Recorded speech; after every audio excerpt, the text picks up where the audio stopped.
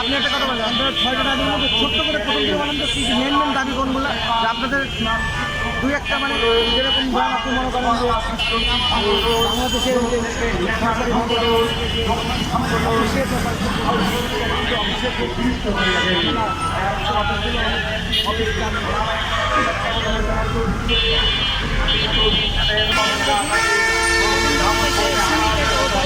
শূন্য করেছে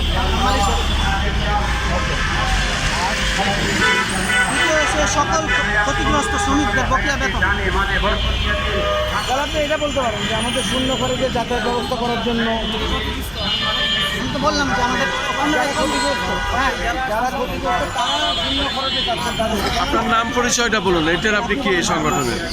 আমার নাম ওমর ফারুক, আমি সাবেক মালয়েশিয়ান শ্রমিক ছিলাম কাওয়াগুচি ম্যানুফ্যাকচারিং কোম্পানিতে।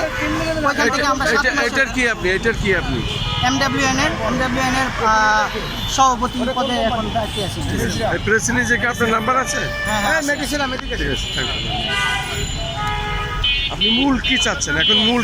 মূল চাচ্ছি আমরা প্রধানমন্ত্রী আমাদের বিষয়টা নজরদারি করে আমাদের এটা নিষ্পত্তি করবে এই দাবিগুলো। কতজন আছেন আপনারা বাংলাদেশে? আমরা বাংলাদেশে আছি 2টা কোম্পানি থেকে প্রায় 500 জন 300 জন প্লাস।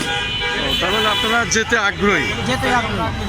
সরকারের কারণে যেতে পারছেন না, রাষ্ট্রীয় চেষ্টা করলে আপনারা পারেন যেতে। আমাদের মালয়েশিয়া থেকে আমাদের সত্য ফেরত পাঠাইছে, ওরা ব্ল্যাকলিস্ট করে পাঠাইছে। ব্ল্যাকলিস্ট উঠে আমরা কোনো অন্যায় করিনি। আমাদের 7 মাসের বকেয়া বেতন এবং মেডিসিরামের ইন্ডাস্ট্রিয়াল কোর্ট থেকে অর্ডার আসছিল যে ট্রান্সফার করে অন্য কোম্পানিতে ট্রান্সফার করতে, ওটা উপেক্ষা করে তারা দেশে পাঠিয়ে দিয়েছে। ঠিক আছে।